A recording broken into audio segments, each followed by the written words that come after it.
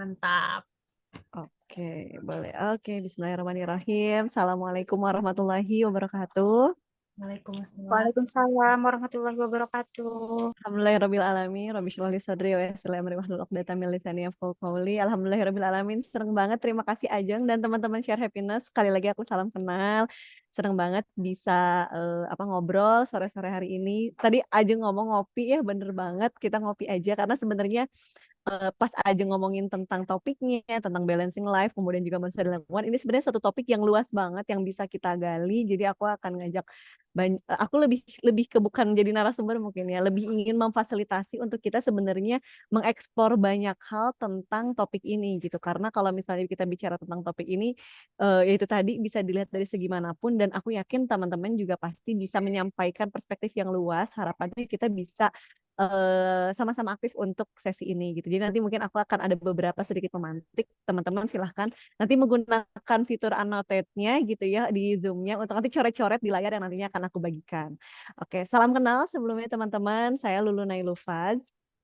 Tadi saya juga bilang Lulu di Bandung sekarang. Kemudian kalau tadi nanya exactly-nya di mana, saat ini sedang di Masjid Salman. Memang saat ini pun juga sedang berkarya di Masjid Salman, terutama memang berfokus di bidang lingkungan.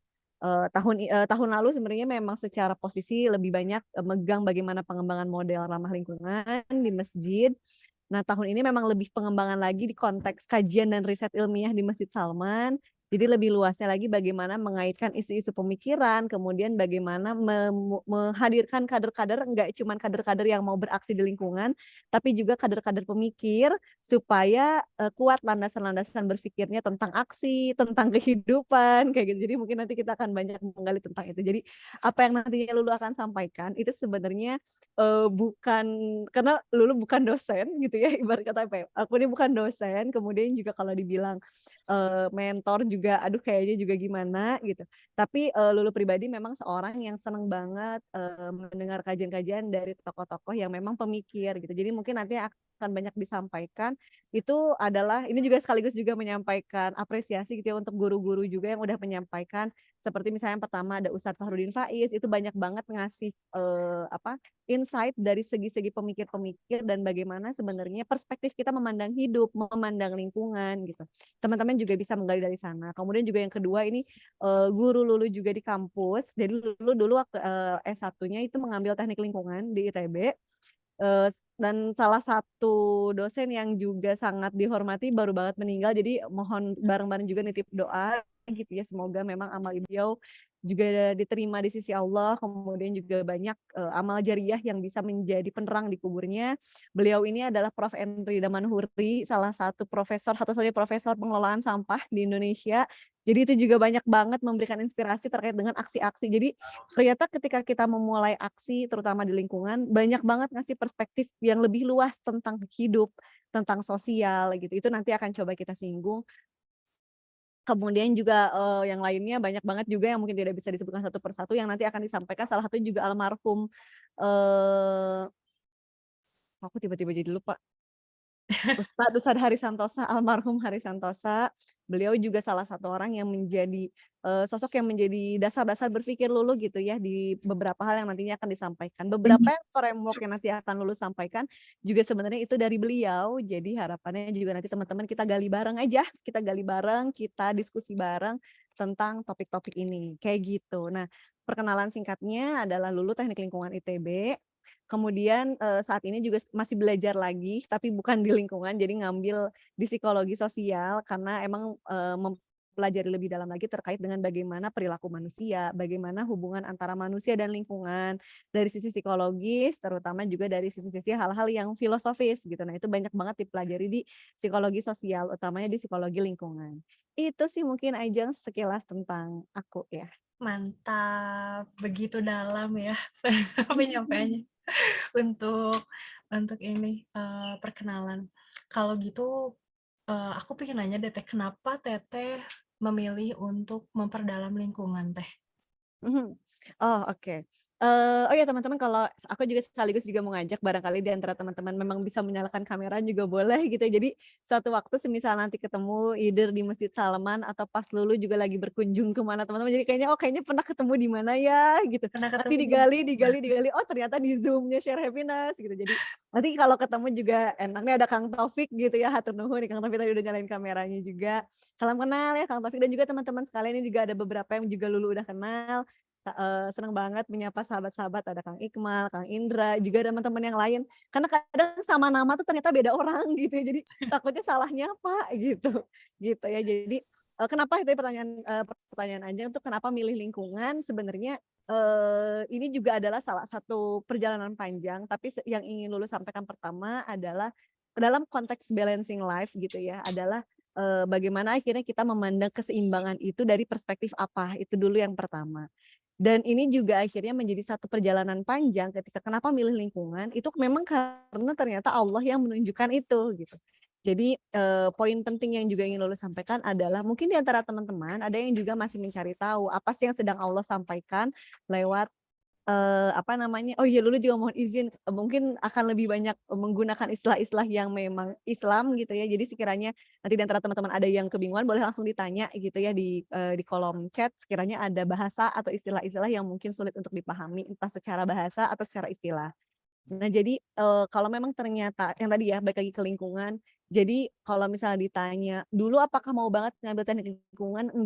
Enggak sama sekali nggak pernah kepikiran, tapi ketika ternyata Allah tunjukkan ada satu jalur untuk belajar di sini, akhirnya fokus yang waktu itu dikuatkan adalah, "Oh ya udah deh, aku mau belajar," pertama itu, "aku mau belajar di sini, ya Allah tunjukin kalau memang ini jalannya, apa maksudnya?" Karena bener-bener nyari tahu gitu.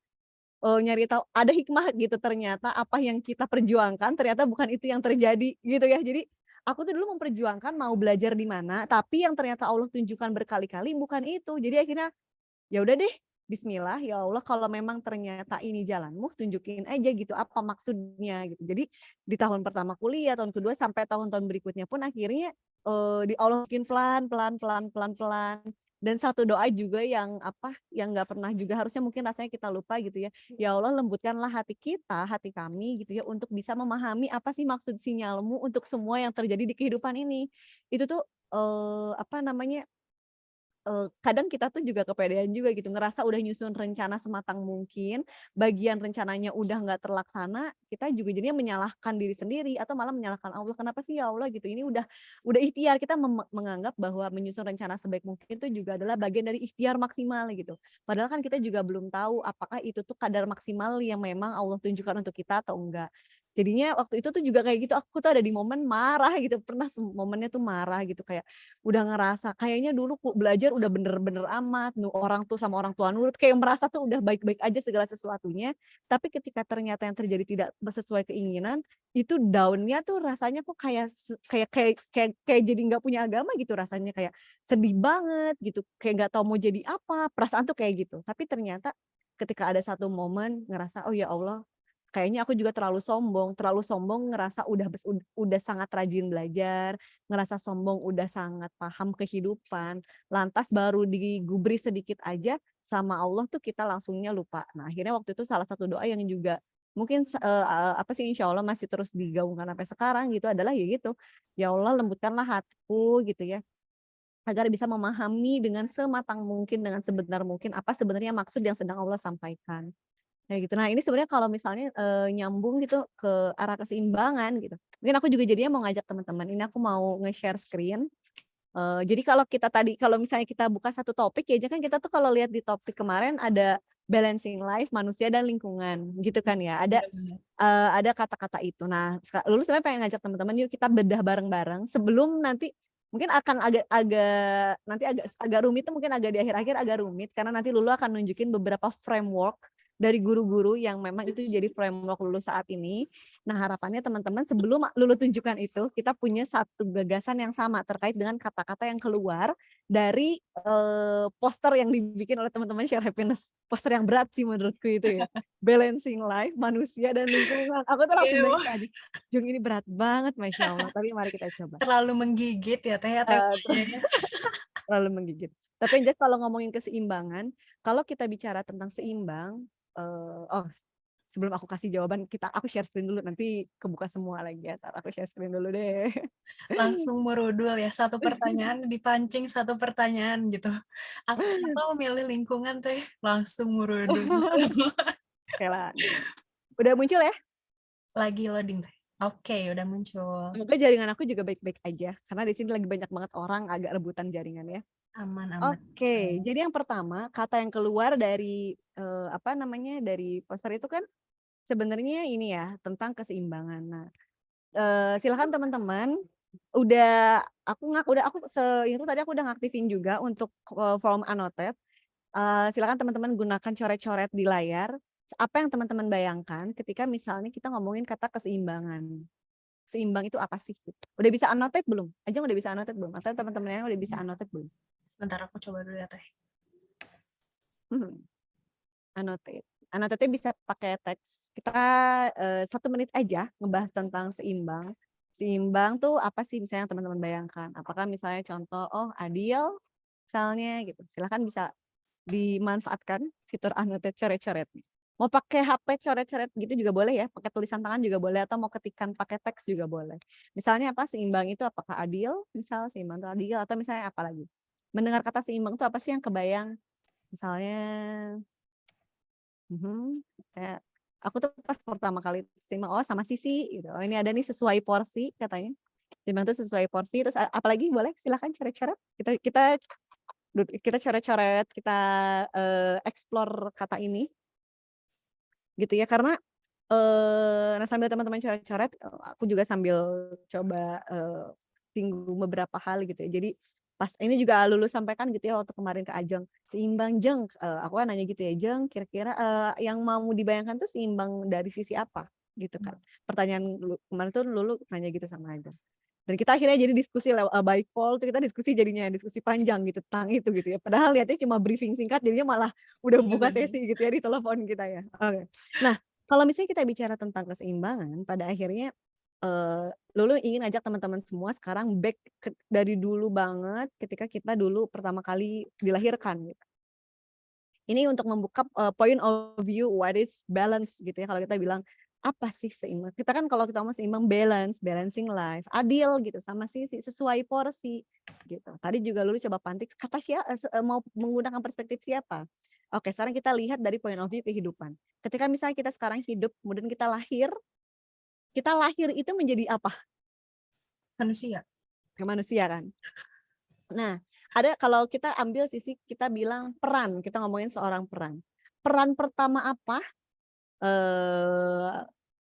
Coba aku mau nanya ke Kang Taufik deh, kalau gitu aku coba nanya. Kang Taufik, peran pertama apa menurut Kang Taufik yang Kang Taufik miliki, yang Kang Taufik sekarang sadari gitu ya mungkin ketika misalnya ada seorang bayi lahir dari perut ibunya, peran apa yang pertama kali dia sandang?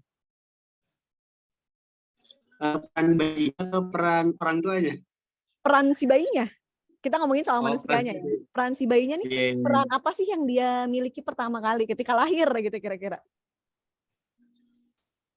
Peran apa ya? Gak apa-apa kan, gak apa-apa. Yang kebayang aja, yang kebayang aja. Peran dia tuh adalah apa? dia seorang manusia yang emang membutuhkan kasih sayang. Aduh, jadi manusia. Nah, oke, nggak apa-apa. Kita tulis ya tadi kata Kang Taufik, peran sebagai seorang, aku ganti warna jadi warna hijau deh. Oke, manusia. Oke, dari Kang Taufik. Sekarang boleh dari Teh Sari, boleh nggak nih Teh Sari? Kalau Lulu sapa. Assalamualaikum Teh Sari. Boleh Teh Sari, selain jadi manusia, kira-kira ketika dia lahir peran apa sih yang dia dapatkan? Dia teh adil. Yang pasti sih dia menjadi anak dari seorang ibu yang melahirkan. Oke, sip. Dan dia pun menjadi hambanya Allah gitu. Oke, keluar lagi nih 2 kata ya, ada hamba. Oke. Kemudian juga jadi seorang anak. Oke. Sip. Aku cukupkan dulu di Teh Sari karena Teh Sari sudah mengeluarkan kata yang aku mau ya. Itu ternyata. Oke. Sebenarnya sederhana yang ingin aku mau adalah satu kata itu anak. Aku sebenarnya tadi mau mulai dari itu, dari kata anak. Nah, jadi kalau misalnya kita bicara ketika seorang bayi lahir, dia kan jadi seorang anak. Manusia mana yang terlahir tidak jadi seorang anak? Adam dan Hawa dong, ya kan? Karena mereka lahir memang langsung menjadi satu wujud yang lahir tanpa orang tua.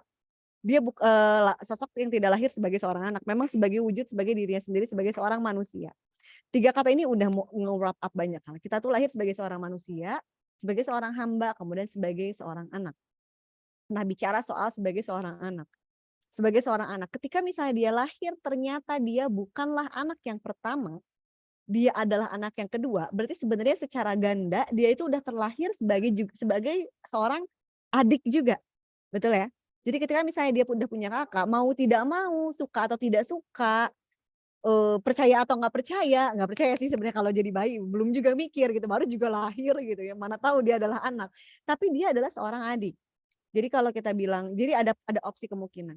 Itu kalau kita bisa lihat secara konteks satu sistem. Jadi kalau kita bilang secara keseimbangan, kalau kita lihat dari sisi peran, kalau kita mulai dari peran sebagai seorang tadi, manusia dan kita adalah anak, berarti sisi pertama yang harus kita pertanyakan adalah seberapa seimbang posisi kita sebagai seorang anak. Kalau kita ngomongin tentang keseimbangan kan biasanya ada komparasi ya. Atau ada kalau kita misalnya ngomongin timbangan gitu ya, atau misalnya neraca massa gitu, itu kan kalau kita ngomongin seimbang tuh kita bisa bilang, oh kanan kiri itu sama, misalnya kayak gitu. Satu makna kanan dan kiri itu sama.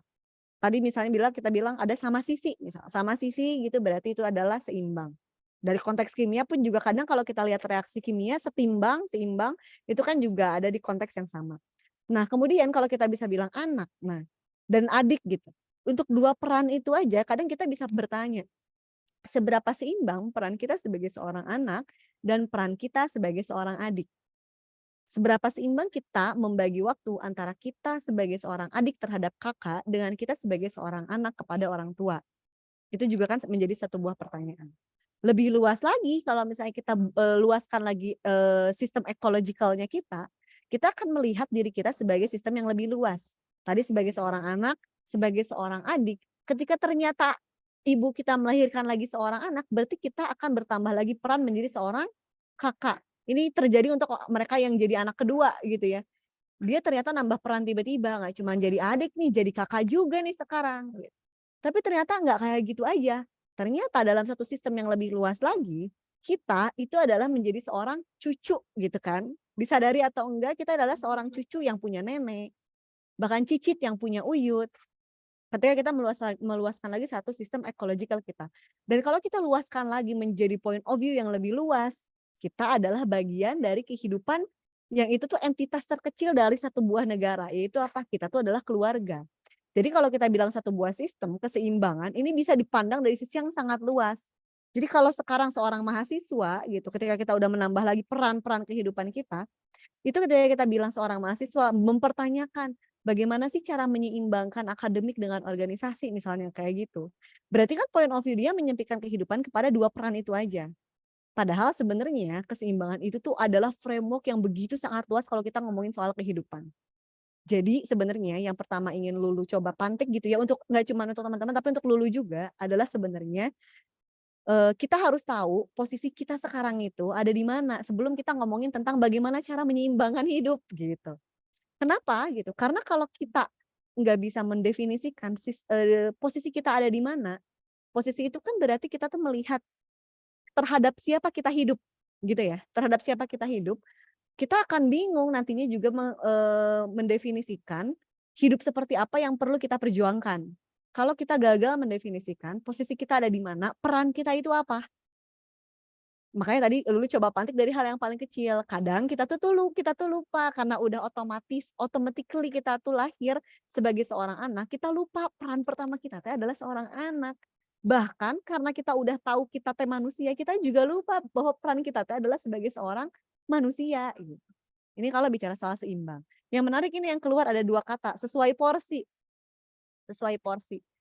Ini juga kan rame ya kadang orang, aduh dia nggak adil. Bahkan beberapa banyak nih kadang orang-orang juga sering banget kita ngomong Tuhan tuh nggak adil gitu ya. Ada kata-kata sering banget bilang kayak gitu. Tuhan tuh nggak adil banget sama aku A, B, C, D, E gitu. Aduh orang tuaku tuh nggak adil banget. Itu kan biasa clash kakak adik kayak gitu ya. Aku soalnya ngalamin banget gitu ya. Ya Allah orang tuaku nggak adil banget gini gini gini. Gitu. Point of view itu kan, itu tuh juga penting banget. Nah sesuai porsi, ini pun juga harus kita dudukkan dalam makna yang juga betul gitu. Porsi itu porsinya menurut siapa? Kalau misalnya kita ambil tadi ya seorang anak, ada bayi lahir, kemudian nanti dia akan belajar merangkak, berlari dan hal lain sebagainya. Ketika misalnya kita lihat sebagai sudut pandang seorang anak yang sedang belajar berjalan ketika sebelumnya dia tidak bisa berjalan, kita akan memandang perilaku orang tua ke kita itu sangat menyakitkan. Kenapa sangat menyakitkan? Karena apa? Karena menurut kita itu nggak sesuai porsi kita, paham nggak? Kita tuh nggak sesuai porsi kita. Sakit belajar jalan tuh, gitu kan? Sakit belajar ini tuh, belajar lari tuh sakit bu, gitu kan? Pengennya di pangku aja, misalnya kan kayak gitu. Tapi apa? Enggak gitu kan? Pandangan orang tua. Orang tua tuh memandang kamu harus bisa jalan nak, karena itu yang akan kamu butuhkan untuk hidup kamu kelak gitu. Nah itu akan clash kalau kita pakai perspektifnya si anak, nggak sesuai porsinya. Kata si orang tua itu tidak sesuai porsinya. Ini juga berlaku, point of view-nya adalah ketika kita memandang kita sebagai manusia dan Allah sebagai pencipta kita. Apa point of view yang seperti apa sih gitu? Point of view yang kalau misalnya kita bilang apa namanya? Kita kan bilang tadi Allah tuh nggak adil banget gitu. Atau misalnya kok Allah gitu banget gitu. Aduh ini juga sering banget aku juga menampar diriku gitu ya dengan pernyataan-pernyataan kayak gini gitu kayak aduh ya Allah ini tuh kenapa gitu. Ya Allah aku tuh udah berusaha tapi kok nggak sesuai rencana. Kok berantakan banget hasilnya gitu misalnya. Ya Allah aku udah gini-gini tapi kok gitu banget gitu. Tapi nah seringkali tuh aku langsung counter gitu. Enggak, Allah tuh lagi bilang, kamu tuh cuman tahu sedikit dari banyak yang sedang aku siapkan, dari hal hebat yang sedang aku siapkan untuk kehidupanmu kelak. Jadi tuh aku tuh selalu membuat interaksi hal-hal, maksudnya interaksi-interaksi kecil kayak gitu. Jadi kadang hal pertama yang ingin aku lakukan dalam konteks seimbang sebenarnya adalah satu kata ini teman-teman. Sebentar, aku coba ketikkan dulu.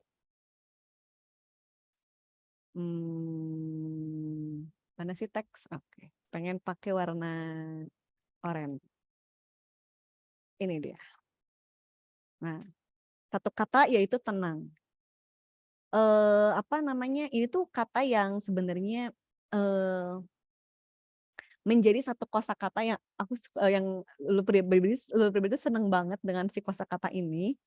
Karena tuh entah ini tuh kayak mewakili banget kebutuhan seorang manusia hari ini. Jadi kayak kalau misalnya ditanya, apa sih yang pengen banget aku miliki sekarang, rasanya tuh adalah satu, yaitu kata tenang. Tenang dari segi apapun.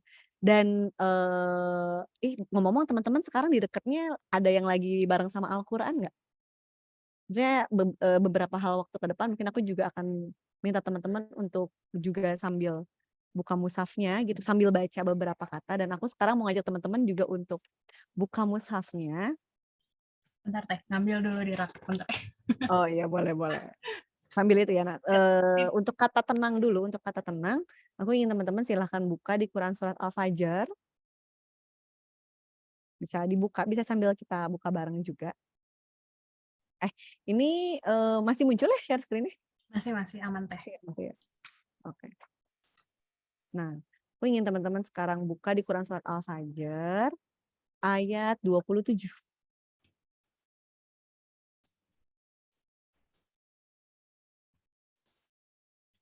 Surat ke berapa teh, punten? Al-Fajr itu surat ke berapa ya Al-Fajr? Ke 89. 89. Bener nggak?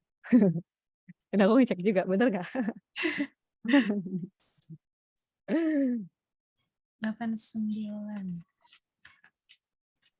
89 benar. Benar. Nah, boleh deh Ajeng dibacakan artinya di ayat 27 sampai 30. Oke, bismillahirrahmanirrahim. Wahai jiwa yang tenang, kembalilah kepada Tuhanmu dengan hati yang ridho dan diridhoinya. Maka masuklah ke dalam golongan hamba-hambaku dan masuklah ke dalam surgaku. Oke. Ih, aku tuh waktu pertama kali dapat Merinding. ayat ini sampai sekarang ini jadi salah satu, sebenarnya enggak sih, maksudnya semua ayat Al-Qur'an tentu itu akan difavoritkan oleh setiap orang. Tapi entah karena manusia ini tuh adalah tipikal yang mencari apa ya, itu tuh aku banget gitu ya. Nah, ini tuh pas aku tuh waktu itu di momen itu, ayat ini tuh Masya Allah kayak langsung, ya Allah gitu. Kita bedah ya, di ayat 20, di ayat 27, ya ayatuhan nafsul mutmainnah, hai jiwa-jiwa yang tenang. Jadi ini tuh ceritanya teman-teman, itu tuh panggilan yang Allah kasih, aduh aku jadi merinding juga, panggilan yang Allah kasih ketika, ketika menyambut hamba-hambanya untuk masuk surga, gitu. Jadi Allah tuh bilang, wahai jiwa-jiwa yang tenang, kembalilah kepada Tuhanmu dengan hati yang puas, lagi diridhoinya. Itu kan kalau di bahasa Arabnya tuh kadang tuh sebenarnya enakan baca bahasa Arabnya sebenarnya. Irji'i ila rabbiki radiyatan mardiyah. Jadi dari orang-orang yang ridho lagi diridhoinya. Jadi aku ingin mendefinisikan kata seimbang di sini adalah ketika seseorang manusia itu ridho dan Allah juga ridho sama kita. Irji'i ila rabbiki radiyatan mardiyah. Nah, di sini Allah manggil, fadkhuli gitu. Udkhuli itu dakhala tuh masuk, udkhuli itu panggilan. Masuk sini masuk gitu. Fadkhuli fi ibadi, sini masuk ke dalam golongan hambaku yang soleh gitu. Sini masuk gitu. Kalau bahasa kita mah, ayo sini gitu. Udah dibukain pintunya, ayo sini masuk. Gitu kan. Fadkhuli fi ibadi wadkhuli jannati. Sini masuk sini, aku udah bukain pintu surga seluas bukit. Sini masuk ke surgaku. Kayak kebayang sama Allah tuh dipanggil kayak gitu, sesuatu yang kita nanti-nantikan di bumi, kayak nggak tahu lelah-lelah di bumi itu nggak tahu gimana kebayang, nggak bisa sih, kayak nggak bisa sih ngebayangin surga itu kayak gimana. Cuman kalau misalnya teman-teman pernah melihat seindah-indahnya dunia, silahkan bayangkan itu aja dulu gitu. Bayangin itu tuh akan ditempati dan Allah tuh manggil itu nyambut dengan begitu indahnya gitu. Dan itu jadi kalau misalnya aku kembalikan lagi gitu tadi ke yang keseimbangan yang tadi gitu ya, keseimbangan. Jadi, akan banyak banget point of view tentang seimbang, balancing life itu tuh seperti apa. Kalau tadi ngomongin soal peran, belum lagi kalau kita ngomongin gimana ya menyeimbangkan, gimana ya supaya seimbang antara pekerjaan dengan menjadi ibu gitu. Nah, ibu bekerja dengan ibu berumah tangga gitu kan, itu tuh selalu dikontradiktif padahal sebenarnya tuh itu tuh gak harus dikontradiksikan. Tapi tuh, nggak akan pernah selesai. Kita akan selalu mencari keseimbangan di semua peran yang kita miliki sekarang gitu. Gimana ya menyeimbangkan antara, waktu dengan keluarga dengan waktu ini, gimana ya. Ketika kita selalu berfokus dengan kata gimana gitu ya, itu tuh memang akan membuat kita mengotakkan kehidupan hanya kepada fokus yang itu aja. Sebenarnya nggak salah juga, tapi mari kita lihat dengan sisi yang lebih luas bahwa konteks seimbang itu sendiri, konteks ketenangan itu sendiri, itu tuh adalah konteks yang begitu luasnya. Nah, kalau Lulu pribadi ingin mengajak kepada teman-teman tadi menemukan keseimbangan itu di surat Al-Fajr tadi, yaitu di ketenangan, seimbang itu adalah tenang gitu. Tenang ini tuh juga tenang yang menurut apa gitu, satu privilege yang kita miliki sebagai seorang manusia, sebagai seorang hamba adalah kita punya Allah yang kita yakini sebagai solusi untuk segala masalah yang kita miliki hari ini. Kita tuh percaya dengan kalimat ini tuh kita selalu pegang. Yakin kok pasti ada hikmahnya. Itu tuh satu pernyataan yang begitu sangat mahal dan percayalah itu tuh entah ya, aku tuh merasa itu memang dimiliki oleh kita sebagai seorang muslim gitu. Kita tuh kita memiliki keyakinan bahwa apapun yang Allah berikan itu ada hikmahnya. Apapun yang terjadi hari ini itu pasti yang terbaik gitu. Nah, itu tuh keyakinan yang mahal, teman-teman. Dan itu yang membuat diri kita tenang. Kita meyakini ketenangan itu menjadi satu energi hebat yang memang akan mendorong kehidupan kita. Itu ngomongin soal keseimbangan. Itu dulu. Ada yang mau ngasih pendapat dulu mungkin di antara teman-teman? Kalau ngasih pandangan lain juga boleh banget. Karena tadi aku bilang selalu tidak ada kata benar untuk semua teorema yang akan kita bahas untuk hari ini. Semua hal itu bisa dianggap menjadi satu buah kebenaran dan kebenaran tertinggi tentu yaitu apa yang disampaikan oleh Al-Qur'an. Itu yang pertama. Dan kebenaran setinggi-tingginya juga kebenaran tentu yang sudah divalidasi oleh Yang Maha Kuasa. Jadi seringkali kita juga tentu tidak akan dapat kebenarannya tuh kayak gimana, but it's okay. Kita sekarang ambil dulu apa yang kita yakini. Gitu. Nah, yang aku yakini hari ini keseimbangan itu salah satu ya, karena mungkin ada banyak makna apa yang disampaikan oleh Allah di Quran surat Al-Fajr ayat 27 sampai akhir tadi mengenai ketenangan. Nanti juga ada framework yang juga nanti itu ada satu model jiwa seorang muslim, dan di model itu juga salah satunya adalah nafsul mutmainnah gitu. Ada yang mau disampaikan? Atau kalau misalnya teman-teman memang ingin menyampaikan, boleh pakai kolom chat aja ya, barangkali malu atau memang lagi crowded kehidupannya di belakang layar seperti kehidupanku di sini, lagi rame, boleh nggak apa-apa di kolom chat. Silakan sambil ngetik, bisi keburu lupa. Ini mah langsung tektokan aja we kita. Atau tiba-tiba mau on cam atau mau on mic, raise hand aja boleh banget. Kita langsung diskusi aja. Mangga. Bakal seneng banget aku mah kalau langsung diskusi gitu. Yap. Soalnya kan ini sistemnya santai juga ya, Teh, gangguin. Soalnya kalau ada kopi kita ngopi beneran ya. Iya bener. Alhamdulillahnya lagi puasa ya, Teh ya. Alhamdulillah. Gitu. Mangga Boleh ya? teman-teman, ada yang mau disampaikan dulu dari di antara teman-teman untuk satu kata pertama dulu aja untuk keseimbangan. ini Ada? baru dari keseimbangan loh guys. Masih lebih dalam yang lainnya. Oh ya Teh, BTW tadi nyapa Kang Opik, Kang Taufik itu tuh sebenarnya beliau adalah foundernya Share Happiness. Oh gitu, Masya Allah. Salam kenal Kang Taufik. Semoga terus bernafas panjang gerakannya. Dan berkah terus ya kita. Oke, mantap. Ada yang mau ditanyain atau yang mau disampaikan? Belum ya? Belum ada mungkin ya. Nanti kalau ada boleh pokoknya langsung raise hand aja, it's okay. Aku seneng banget pokoknya, potong aja. Nggak apa-apa, nggak akan baper-baperan kok motong pembicaraan ya di sini. Oke, kita lanjut dulu ke kata berikutnya. Aku hapus dulu anotasinya. Oke.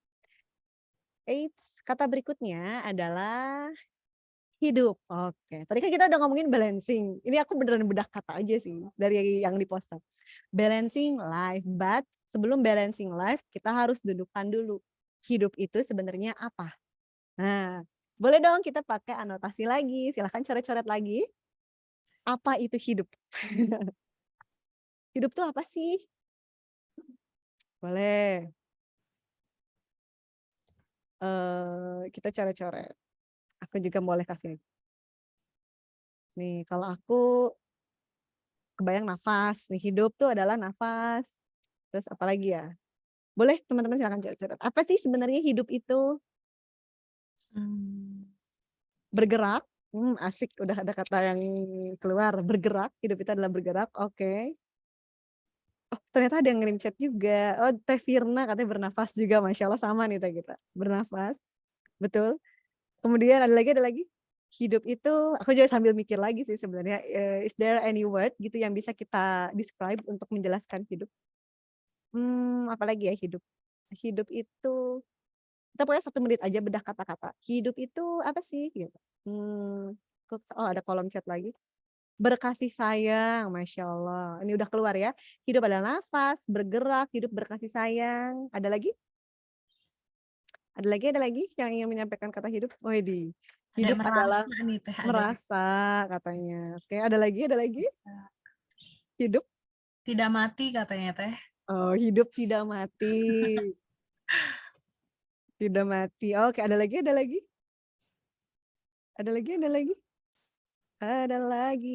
lagi? Oke, berpikir. Oh. Oke, boleh ya. Kita sambil lanjut bedah. Silakan teman-teman kalau masih keluar kata langsung drop aja nanti kita keluar. Oke, kalau kita misalnya tadi bicara soal kehidupan, ini juga kalau misalnya kita lihat hidup adalah bernafas, kemudian hidup adalah bergerak, hidup adalah merasa, yes, itu adalah kehidupan itu sendiri. Nah, ini kalau hidup adalah tumbuh gitu ya. Jadi kalau misalnya kita bilang, apakah dengan tidak bernafas itu menjadi tidak hidup? Nah, apakah dengan tidak bergerak itu menjadi tidak hidup? Dengan 2 hal ini aja juga sebenarnya kita bisa melihat lagi. Kabar baiknya Islam itu ngasih tahu kalau hidup itu ternyata bukan cuman bahkan ada juga waktu itu yang pernah sampai ngomong. Sebenarnya jangan-jangan dunia ini tuh bukan kehidupan itu sendiri. Ada, ini biasa lagi diskusi ngobrol-ngobrol aja. Maksudnya jangan dicatut sebagai satu buah kebenaran ya. Ini bahasa ngopi aja biasa. Jangan-jangan sebenarnya dunia itu bukan kehidupan itu sendiri. Kenapa emang gitu? Jangan-jangan sebenarnya sekarang ini kita itu sedang tertidur dan sedang bermimpi, dan ketika bangun tiba-tiba kita dimintai pertanggungjawaban. Nah, jadi ada beberapa orang yang juga sebenarnya menempatkan bahwa kehidupan itu ya itu adalah setelah kita mati seperti yang kita pahami saat ini. Sekarang kita hidup, nanti nyawa kita diambil, kita mati dikubur. Itu adalah gerbang menuju kehidupan yang memang sebenarnya. Nah, ketika misalnya kita bicara tentang hidup, itu adalah itu, berarti kalau kita bilang harus seperti apa kita hidup, berarti kita harus tahu hidup apa yang ingin kita jalani, hidup apa yang butuh kita jalani, hidup apa yang sedang kita cari, hidup apa yang sedang kita nanti. Nah, kalau kita lihat lebih luas lagi sekarang dengan point of view yang tadi, kabar baiknya pula gitu ya dari yang tadi aku bilang, ada kabar baiknya dari Islam. Kalau tadi kita balik ke keseimbangan dan keadilan gitu. Sesuatu yang tidak bisa diselesaikan di dunia itu tidak perlu kita sulitkan sedemikian rupa. Kenapa? Karena nanti biar Allah yang bekerja di akhirat. Jadi satu kebaikan yang memang kita miliki sekarang dengan ketidakadilan yang terjadi di dunia kita hari ini, dari rezim-rezim tertentu, dari orang-orang zolim, dari orang-orang yang memang tidak bisa kita lawan kekuasaannya, adalah apa? Kita kembalikan itu kepada Allah, biar Allah yang membalas apa yang tidak mampu kita balas di dunia. Termasuk kebaikan manusia yang juga tak bisa kita rasanya, tak sanggup kita balas. Gimana, kan kadang kita juga bingung ya. Kayaknya nggak ada lagi deh. Aduh, harus pakai gimana lagi ya berterima kasih. Kayaknya tuh udah nggak ada kata. Kalau ada kata lain selain terima kasih yang bisa aku sampaikan kepadamu, misalnya kayak gitu ya. Kayaknya kan aku kasih, kamu tuh baik banget kan kayak gitu. Nah, tapi ternyata kabar baiknya, memang kebaikan yang tidak bisa kita balas, itu biarlah nanti Allah yang balas di akhirat nanti. Pertanyaannya, seberapa kita meyakini kehidupan setelah kematian? Sebenarnya itu yang perlu kita pertanyakan. Seyakin itukah kita dengan kehidupan setelah kematian? Karena keyakinan kita terhadap itu yang akan menjadi energi kita untuk menjalani kehidupan kita di hari ini. Termasuk untuk memperjuangkan keseimbangan yang tadi kita pertanyakan. Tadi kan kita pertanyakan, keseimbangan itu apa sih? Dengan definisi keseimbangan yang kita miliki sebelum ini tadi, itu akan mendudukan perkara hidup apa yang ingin kita seimbangkan, betul? Kalau tadi misalnya kita tanya, hidup yang ingin diseimbangkan, balancing antara working life or academic life misalnya, atau balancing antara kehidupan menjadi ibu dengan kehidupan menjadi pekerja, atau kehidupan menjadi anak dengan kehidupan menjadi seorang istri gitu, misal di suatu hari nanti kelak. Terus aja pertanyaan itu kan akan selalu ditanya-tanyakan. Nah, bagaimana kita menyeimbangkan hidup kita dan cara-cara yang akan kita tempuh itu tergantung dari apa definisi hidup yang kita miliki. Jadi sebenarnya ingin dulu kasih tahu ke teman-teman di sini, bukan apa definisi hidup menurut siapa, menurut apa dengan definisi kata tadi. Misalnya berpikir gitu, merasa, berdenyut dan kata-kata lain yang kita keluarkan hari ini, itu akan kembali lagi silakan teman-teman ingin meyakini yang mana. Tapi kalau apa yang kita yakini tidak membuat kita tenang, lantas kenapa masih harus kita yakini? Kan kayak gitu jadinya ya, maksudnya kalau dulu pribadi, terus sampai sekarang tuh selalu bertanyanya kayak gitu. Kalau apa yang aku percaya itu tidak membuat aku tenang, kenapa masih harus aku percaya? Nah, berarti ketika itu tidak membuat tenang, either kita harus cari tahu ada yang salah dengan itu, atau ada paradigma kita yang keliru memandang sesuatu. Makanya aku suka nih ada kata berpikir keluar nih di slide ini gitu ya. Itu dia kenapa akhirnya kita harus selalu berpikir dengan kehidupan ini. Satu hal yang sering kali aku sayangkan dengan paradigma kehidupan kita hari ini adalah mereka yang memandang miring konsep filsafat dalam hidup. Kenapa? Orang tuh kadang takut mau belajar filsafat gitu ya. Padahal sesederhana filsafat itu tuh adalah bagaimana kita berpikir memandang segala sesuatu. Sebenarnya tuh itu. Misalnya ada orang yang ngomong, aduh takut belajar filsafat nanti jadi ateis, misalnya kayak gitu. Takut belajar filsafat, takut ini, takut ini, takut ini. Mari kita kembalikan ke dasar kenapa kita belajar. Kalau ternyata kita belajar ingin menemukan setinggi-tingginya zat tertinggi dalam hidup kita, kita belajar untuk menemukan Allah gitu misalnya. Lantas kenapa kita harus takut untuk ketemu dengan kemurnian dari ilmu itu sendiri, dari Allahnya itu sendiri? Gak mungkin kalau niat kita belajar adalah untuk bertemu dengan Allah, untuk menemukan kebenaran yang memang Allah sudah tuliskan, masa sama Allah disesatkan?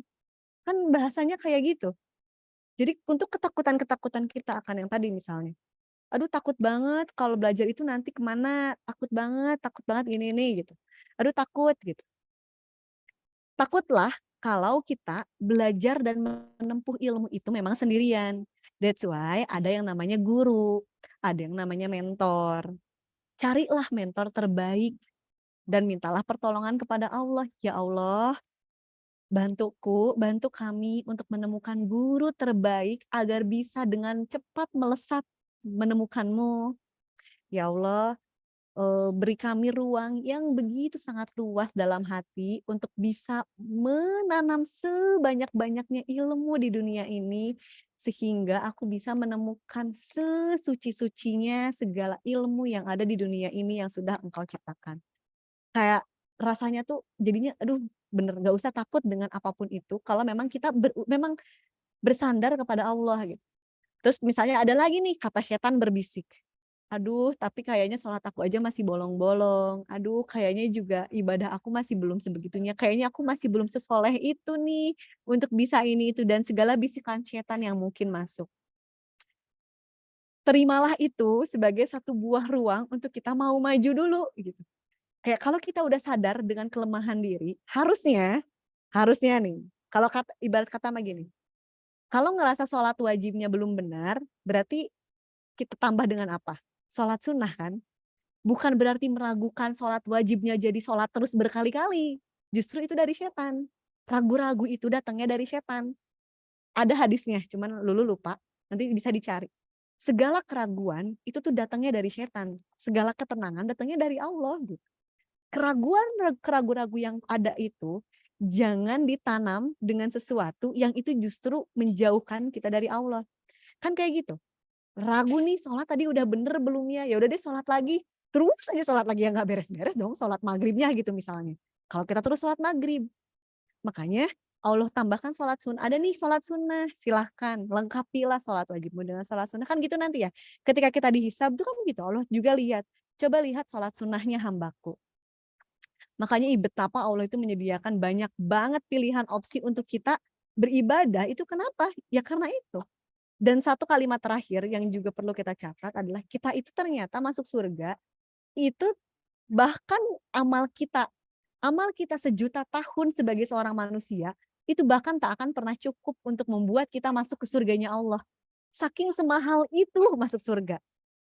Tapi dengan apa? Tadi kalau dengan ayat yang tadi, dengan ayat yang Al-Fajr tadi, salah satu yang Allah tulis sebagai salah satu tiket masuk surga itu apa? Ketika kita ridho dan Allah tuh ridho sama kita.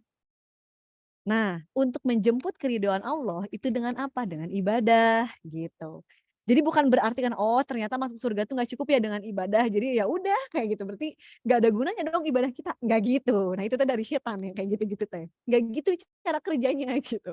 Cara kerjanya gimana? Cara menjemput rahmatnya Allah. Jadi ada hadisnya juga. Betapa kita itu masuk surga itu dengan rahmat dari Allah. Betapa mahalnya rahmat Allah. Lantas gimana cara kita menjemput rahmatnya Allah gitu? Jemputlah rahmatnya Allah dengan sebaik-baiknya ibadah yang bisa kita lakukan. Jemputlah keridhaan Allah dengan seikhlas-ikhlasnya amalan yang bisa kita lakukan. Itu gitu. Nah, ini kalau kita bicara soal hidup. Kayak gitu. Nah, teman-teman kalau mau ada lagi masukan boleh ya. Ini banyak dari yang mungkin Lulu sampaikan itu banyak secara common sense gitu ya. Gak banyak juga Lulu menyampaikan hadis atau hayat selayaknya guru-guru gitu yang menyampaikan hal-hal tersebut. Karena memang biarlah mereka yang menyampaikan. Tapi inginnya memang diskusi aja gitu teman-teman. Ini yang Lulu rasakan. Jadi harapannya apa yang Lulu sampaikan, sekiranya suatu hari nanti ternyata ketemu lagi terus Lulu berubah, tolong diingatkan gitu. Lu dulu kamu pernah bilang ini gitu, diingetin aja gitu. Atau bahkan ternyata ada kebenaran yang baru setelah ungkapan Lulu ini keluar, juga jangan menutup diri gitu. Yuk kita terima itu menjadi kebenaran yang memang kalau itu dirasa betul ya kita yakini bersama aja. Selalu ada celah kesalahan dari setiap yang Lulu sampaikan gitu ya. Oke, ini kita udah bicara tentang keseimbangan dan juga soal hidup. Oke, udah berarti udah nggak ada lagi ya yang mau ngasih kata. Kita close dengan berdenyut, berpikir, ini ada nulis apa nih nggak tahu apapun itu ya. Terus merasa, tumbuh, nafas, bergerak. Tadi Ajeng nulis apa Ajeng ditulis hidup ini? Aku berpikir. Oh berpikir. Iya tuh, Nggak ada salah. salah satu filsuf kalau nggak salah Socrates juga bilang apa sih kalimatnya tuh? Aku berpikir maka aku ada. Maka aku ada. Ya. Iya. Aku berpikir maka aku ada. Silakan direnungkan terus aja kalimat itu, kadang aku juga seneng kok gitu. Berarti once ketika kita sedang tidak mengkritisi hidup, jangan-jangan memang kita tidak sedang hidup gitu. Oke, udah keluar 2 kata keseimbangan sama hidup ya. Sekarang kita buka kata berikutnya. Oh ini aku belum hapus ya anotasinya. Manusia. Oke, ini udah masuk nih, udah lebih dekat nih dengan diri kita ya sekarang. Manusia. Nah, tapi sebenarnya sebelum ngomongin soal manusia, oh boleh teman-teman silahkan ketik dulu manusia itu apa. Aku sambil mau ada 1 buah tayangan video yang ingin memantik sedikit aja untuk ngomongin soal manusia ya. Sambil di ini ya sama teman-teman Boleh silakan annotate si kata manusia ini menurut kalian manusia itu apa ya? Oh bukan apa, maksudnya ya benar apa definisi ya menurut kalian apa aja. Mangga silakan di-annotate ya guys. Bisa pakai teks, bisa pakai draw. Manusia. Oke. Oke, ini ada berakal, udah ada berakal ya. Share sound, oke. Sip. Yang muncul apa Jeng di layar sekarang? Masih ini teh ini manusia ya. Masih yang manusia ini. Oke, sekarang? Masih yang sekarang ada YouTube nih teh. Oke. Oke, nonton dulu sekejap, ini cuma 1 menit aja. We're about to take a trip through an astonishing. Sebentar. Ada captionnya nggak ya? Ada. Atau nggak pakai caption kedengeran nggak ya? Jelas nggak? Ya udah nggak apa-apa. Aku nggak tahu. Aku nggak tahu ini captionnya itu sesuai atau enggak dengan si katanya ya. Tapi ya kita coba tonton dulu aja ya. Happy watching. We're about to take a trip through an astonishing universe. Wait, 1 lagi. Aku naikin dulu kualitinya. Kok rumek banget gitu. Oke, sebentar. Oke, sekali lagi ya. Happy watching. We're about to take a trip through an astonishing universe that lives right inside our bodies to uncover the systems that make us human. It is billions of cells beating for billions of times in a lifetime, never pausing to rest. Can we make an advanced prosthetic hand system to restore the sense of touch? Putting my arm on, it immediately becomes part of me. At one point, each of us were only 1 cell big. Cells can collaborate with one another to create very complex beings. We have about 5 times as many neurons in the gut as we have in the spinal cord. 90% of serotonin, the feel-good hormone, is produced in the gut. Our immune system is designed to protect us. But cancer usually comes from your own body, and so your immune system is not educated to recognize it as bad. Fragrance allows you to armchair travel. Giving someone that ability to travel momentarily to that place is something so powerful. And we really are an insanely fascinating species. You strip away everything, we literally are the same organisms. And if that doesn't unify people, then I have no idea what's going to.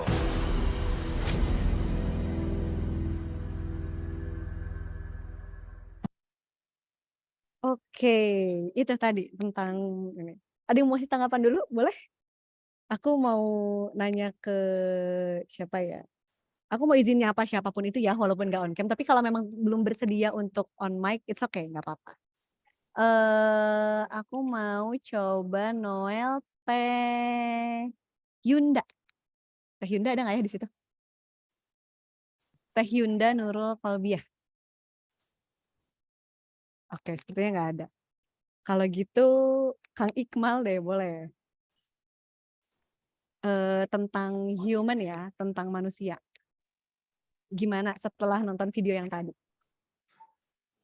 Nggak terlalu fokus nih nontonnya. Nggak terlalu, ya udah. Kalau gitu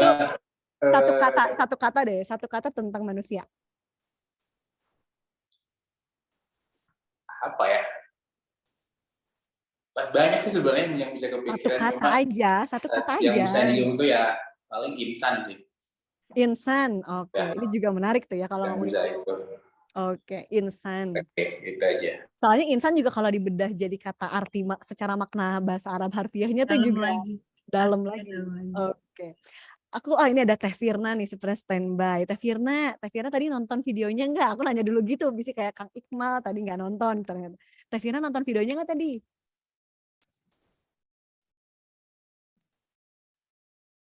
Teh Firnanya nge-freeze. Iya Teh, aku nonton sekilas. Oh iya, gimana menurut Teh Firna sama video yang tadi?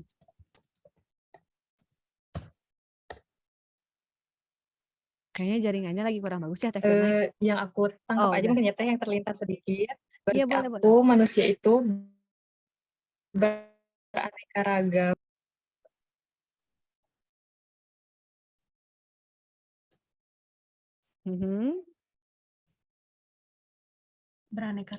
Beraneka ragam berarti Teh. Oke. Dari Teh Firna. Oke, agak ini ya jaringan Teh Firna, nggak apa-apa Teh Firna. Hatur nuhun sudah mau berbicara. Iya betul, beraneka ragam kita notes. Jadi nyinggung sedikit tentang video yang tadi. Itu tuh nggak film itu tuh satu serial film di Netflix. Itu nggak sengaja muncul di beranda aku pas memang aku ini sekarang sebulan ini lagi banyak menggali film-film dokumenter di Netflix. Ternyata dokumenter di Netflix itu banyak banget yang bagus tentang lingkungan. I'm so amazed dan itu aku jadi aku tuh pas kemarin beli di HP doang untuk yang 1 bulan, aku nggak tonton banyak dokumenter gitu kayak enggak sih sebenarnya nggak aku tonton, cuman aku add gitu ya, add to watch gitu padahal belum aku tonton. Aku baru nonton satu aja dan apa namanya ini tuh tiba-tiba muncul di beranda aku. Terus aku akhirnya lihat. Baru banget beberapa hari yang lalu, nggak kepikiran mau ditayangin di sini awalnya mah, tapi tiba-tiba aku pengen nayangin. Kenapa aku tiba-tiba pengen nayangin? Kok aku nangis ya habis nonton preview si video itu pas di Netflix. Aku tuh kayak langsung sedih gitu, nggak tahu kenapa ya. Kayak aku aja tadi nonton kayak sedih lagi. Kayak, aku tuh mempertanyakan. Yang aku pertanyakan tuh sebenarnya gini, aku tuh emosinya apa ya waktu itu tuh? Air mataku yang keluar, itu tuh apakah sedih, terharu, atau aku lagi merasa bersalah, atau apa sih gitu. Nah itu tuh tiba-tiba muncul, tiba-tiba entah gitu aku tuh mempertanyakan itu. Dan kenapa tadi aku nanya ke teman-teman tuh, ini juga apakah teman-teman merasakan perasaan yang sama atau enggak? Dan itu tadi kan, perasaan kita tuh memang bisa beraneka ragam memandang sesuatu. Tapi ini jadinya menarik dan akhirnya suatu waktu aku terus menggali aku tonton lagi sampai 3 kali dan akhirnya aku merasa yes, aku terharu. Akhirnya aku definisikan emosi itu dengan aku terharu. Ya Allah ternyata jadi aku tuh awalnya pas aja ngomong manusia dan lingkungan, yang aku kebayangkan lingkungan sesuatu yang tangible dan tampak di depan mata kita. Lingkungan, nanti itu akan kita bahas di setelah manusia ya, nanti ada lingkungan. Tapi yang ternyata satu hal yang kadang kita luput adalah satu lingkungan hebat di dalam diri kita. Yaitu badan kita ini. Yang coba kalau kita sekarang peluk sendiri, kalau kita pegang, kalau kita rasain, gak kerasa tuh gimana pergerakan saraf itu tadi.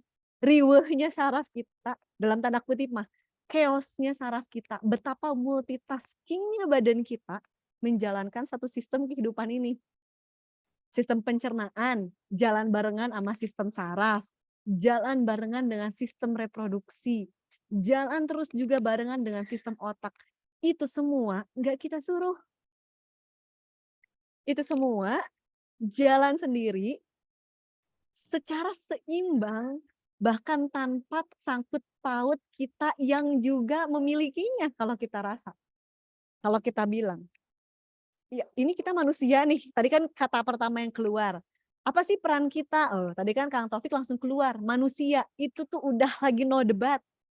Gak ada yang mendebat deh pokoknya mah. Kalau kita teh adalah human, kita adalah manusia. Nah, tapi dengan sesuatu yang sering kita miliki ini, kita tuh kadang suka lupa gitu. Keseimbangan hidup kita yang ada dalam diri kita, keseimbangan itu justru adalah lingkungan yang pertama kali kita rusak. Itu yang diceritain di dokumenter si Human tadi. Salah satunya gitu ya. Kok bisa? Satu, dengan makanan yang kita makan, dengan udara kotor yang kita hirup, dengan sistem kehidupan yang merusak badan kita, yang merusak kulit kita, yang merusak mata kita, yang merusak apapun dalam kehidupan kita. Itu kan jadi sesuatu hal yang jadi ironi, ya enggak sih? Ironinya tuh adalah kita bicara tentang keseimbangan kehidupan kita terhadap orang lain, kehidupan kita terhadap sistem hidup kita, tapi satu hal yang perlu kita seimbangkan pertama kali, itu kita nggak lihat. Gitu. Seimbangkan apa? Kapan kita terakhir kali menyeimbangkan pencernaan kita? Yaitu apa? Kapan kita dengan beradabnya memberikan makanan terbaik, makanan yang nggak cuma halal, tapi juga toyib. Toyib secara prosesnya, toyib secara penanamannya. Seimbangkah apa yang kita makan? Kalau itu baru ngomong tentang makanan, belum lagi kita ngomong tentang perilaku si makanan itu sendiri. Ketika kita makan, sudahkah kita makan dengan cara yang baik? Sudahkah kita makan dengan cara membeli yang baik? Belum kalau kita lihat lagi dengan sistem yang lebih luas, ketika kita beli makanan, kita jajan pakai satu pembungkus yang ternyata itu sekali buang, sekali pakai dan sekali buang, belum sekali buang itu nanti sampahnya dicampur, kemudian dibawa kemana, ditumpuk, terus jadinya bermasalah di tempat mana. Itu juga kan menjadi suatu hal yang tidak seimbang sebenarnya jadinya gitu. Jadi kalaulah ternyata tadi kita sebut manusia itu adalah apa, mari kita sekarang sadari lagi diri kita sebagai satu sistem yang kompleks. Jadi kalau kita ngomong nih, ada yang nulis nih, aku tadi nggak tahu siapa. Manusia makhluk yang kompleks. Yes, exactly, betul banget. Kompleksitasnya itu bukan hanya tentang manusia itu sendiri, tapi hubungan manusia dengan alam, manusia dengan sesama manusia, manusia dengan pencipta, termasuk dengan manusia dengan sistem dalam dirinya sendiri aja udah kompleks. Pasti kalau aku nanya, ada nggak di sini yang belum pernah merasakan sakit? Jawabannya tentu, aku pasti bisa bilang kayaknya nggak pernah. Semua manusia yang, mungkin manusia di ruang Zoom ini semuanya pernah merasakan sakit. Kalau kita bisa bilang, sakit, apapun itu tuh kan sebenarnya adalah satu sinyal ketidakseimbangan dalam badan kita kan sebenarnya. Terus gimana dong? Berarti suatu ketidakmungkinan dong ketika misalnya kita bilang, nggak mungkin dong hidup seimbang. Misal, mungkin nggak sih kita hidup seimbang? Nah, pertanyaan itu sebenarnya rasanya menurutku bukan satu hal yang harus kita cari jawabannya. Pertanyaannya jadinya dibalik. Udah sejauh mana berjuang untuk menyeimbangkan hidup kita? Jadi jangan pertanyakan, mungkin nggak sih alam ini kembali pulih? Mungkin nggak sih kita itu sehat? Mungkin nggak sih boleh kita mempertanyakan itu sebagai suatu pernyataan yang mengevaluasi diri kita, it's okay, itu nggak apa-apa. Tapi kalau akhirnya kita berkutat cuma nyari tahu jawaban, emang mungkin ya bumi ini pulih? Emang mungkin negara kita itu baik-baik aja? Emang mungkin di dunia ini nggak ada koruptor? Emang mungkin ya? Emang mungkin? Wah udah sih, nggak usah hidup kalau gitu mah terus aja mungkin gitu kan? Capek sendiri, percaya deh, capek sendiri. Aduh sayang banget waktu kita kalau dipakai untuk mikirin jawaban mungkin atau enggak. Jadi pertama yang harus kita sadari adalah manusia itu dengan sistem kompleks yang ada dalam diri kita, dan itulah kesempurnaan tertinggi yang Allah berikan sama kita. Ini badan kita, diri kita. Aduh tapi kok kayaknya badan kok kayaknya yang ini kok bentuknya kurang oke, yang ini kok begini, ini kok kurang begini gitu misalnya kan kayak gitu. Syukuri dulu, syukurilah gitu. Karena itulah kesempurnaan yang sudah Allah berikan sama kita. Pakai kesempurnaannya, jangan pakai versi manusia juga gitu. Ini karena ada yang nyinggung makhluk yang sempurna ya. soalnya pernah nih ada diskusi gitu ngebahas, katanya makhluk yang sempurna, tapi kok ada cacatnya, itu pernah ada diskusi gitu ya. Terus aku tuh kayak, bentar dulu, dudukan dulu kesempurnaannya itu berdasarkan siapa gitu. Emang ketika semuanya utuh itu sempurna? Itu juga kan jadi pertanyaan. Balik lagi, jangan terus mempertanyakan. Jalani dulu aja kehidupannya gitu. Jadi intinya sebenarnya satu poin yang ingin aku gali di konteks manusia ini adalah yang pertama adalah kita menyadari kompleksitas sistem dalam tubuh kita dan ada keseimbangan yang Allah hadirkan dalam diri kita. Dan kalau ngomongin soal itu, pada akhirnya adalah yang pertama adalah satu, kita teh harus menyadari bahwa ada Allah dalam diri kita. Dalam apa? Dalam keseimbangan sistem syaraf kita. Ada Allah dalam keseimbangan sistem pencernaan kita. Ada Allah dalam setiap kali kita berpikir. Ada Allah dalam setiap kali kita bernafas. Ada Allah dalam setiap kali langkah yang kita berikan di kehidupan kita. Itu penting banget karena nanti akan mendudukan perkara untuk siapa kita hidup dan karena apa kita hidup. Itu kalau ngomongin soal manusia. Terakhir, yaitu adalah tentang lingkungan. Oke, boleh dong di-annotate lagi kalau lingkungan menurut teman-teman itu apa? Mari guys, coba kalau nggak bisa annotate di chat, di kolom chat juga nggak apa-apa ya Teh ya. Ya, nanti kita bacain. Udah kayak ini, baca pesan-pesan. Boleh kirim pesannya untuk siapa? Kayak gitu. Iya benar. Nanti kita bacakan pesan-pesannya. Oke.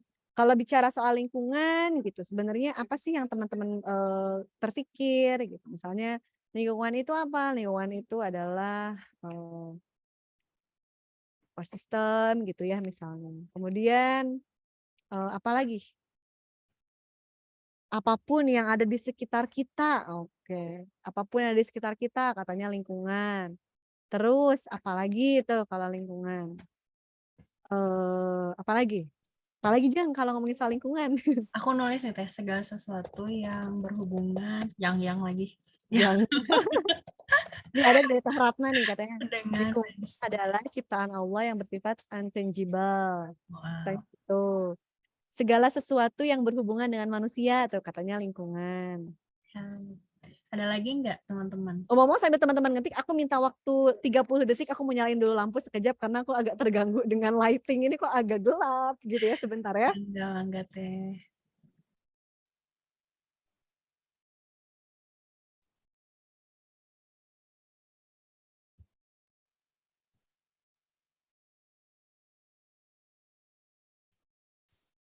Ayo yang lain, kalau nggak bisa di-annotate di kolom chat juga nggak masalah.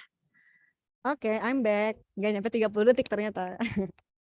Oke, ada lagi segala sesuatu yang berhubungan dengan manusia. Oke, lingkungan katanya baik dan buruk, cenah gitu. Ini yang Teh Ratna ketik, aku ketik juga di layar biar kelihatan. Ciptaan Allah yang bersifat intangible itu maksudnya intangible kali ya maksudnya, betul nggak Teh Ratna? Atau ada kosakata lain? Oh iya. Typo katanya. Enggak, soalnya takutnya teh aku yang nggak tahu itu teh artinya apa. Gitu.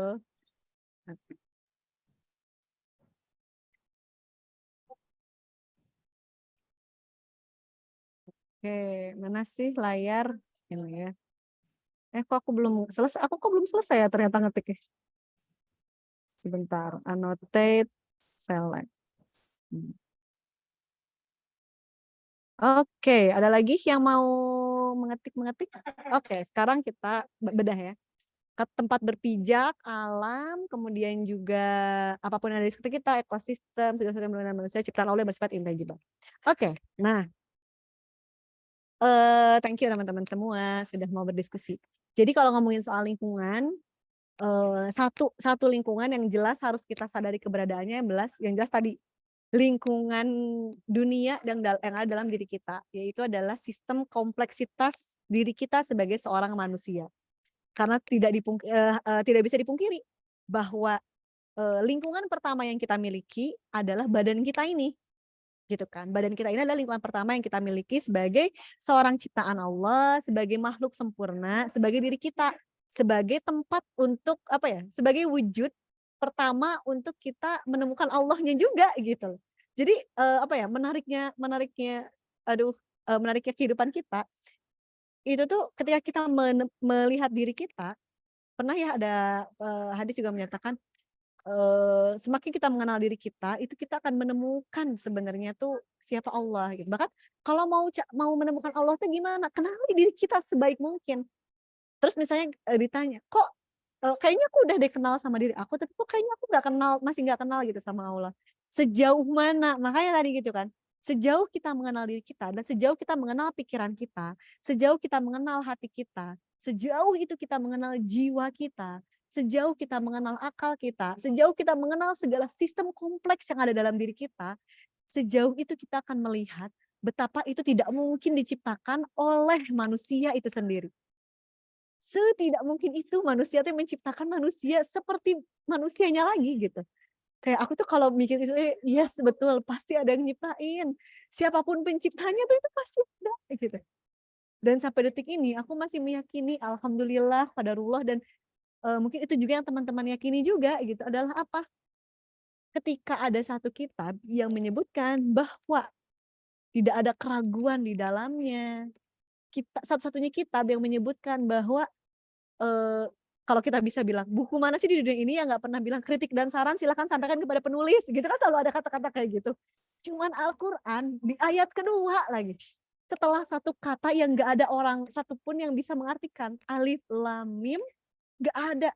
Ketika di masa dulu, aduh sampai kacamata aku turun, saking aku excited banget lagi ya. Terlalu semangat itu. Iya, gitu. Jadi dulu ketika Rasulullah itu mengutarakan kata alif lam mim, itu menjadi satu sastra tertinggi dalam kasta sastra Arab, itu gak ada yang bisa mendefinisikan what is the meaning of alif lam mim, itu gak ada.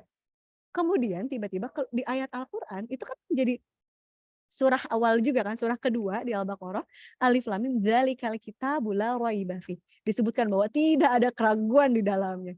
Langsung sedemikian rupa percaya dirinya, Al-Quran mencatat bahwa tidak ada keraguan dalam dirinya.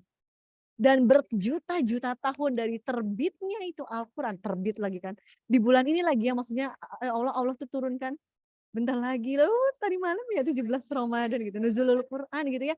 Ibarat kata ketika turun dengan tidak ada keraguan dalamnya, dan betapa Allah yang menjaga, siapa lagi yang bisa menjaga kemurnian dari tulisan, dari isi selain sesuatu yang itu tidak ada kecacatan di dalamnya, zat yang maha sempurna.